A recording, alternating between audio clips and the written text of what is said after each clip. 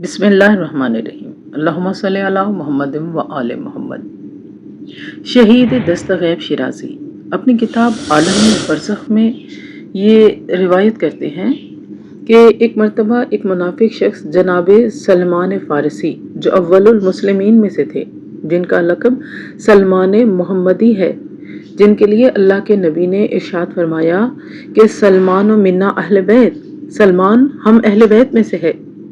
یعنی آپ کا مقام اور مرتبہ اتنا بلند ہے کہ آپ اللہ کے نبی کے وہ صحابی ہیں کہ جنہیں اللہ کے نبی نے ارشاد فرمایا کہ یہ میرے اہل بیت میں سے ہے،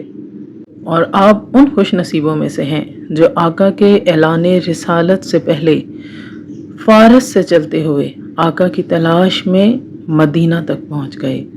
اور آقا کا انتظار کیا، اور جب آپ نے اعلان نبوت فرمایا تو آپ کے ہاتھوں پر مشرف با اسلام ہوئے۔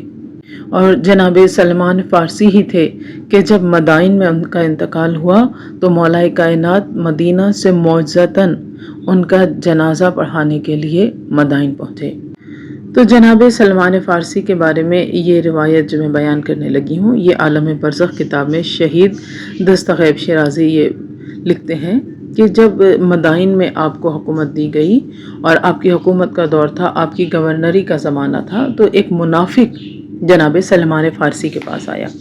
اور کہنے لگا کہ اے سلمان، کیا تمہاری یہ سفید داڑھی بہتر ہے یا معاذ اللہ کتے کی دم؟ استغفر اللہ۔ اس قدر سخت بات اس نے جناب سلمان فارسی سے کہی، لیکن یہ سلمان تھے، یہ کوئی بچہ نہیں تھے۔ آپ نے اتنی بڑی بات سننے کے بعد بھی جوش یا غصے میں نہیں آئے، بلکہ انتہائی ملائمت کے ساتھ صحبت نبوی سے شرف یافتہ سلمان نے نبی کے درگزر، عفو، تحمل، بردباری کو اپنے دامن میں سمیٹے ہوئے سلمان فارسی نے نہایت ملائمت کے ساتھ یہ جواب دیا کہ اگر میں پلسرات سے آسانی سے گزر جاؤں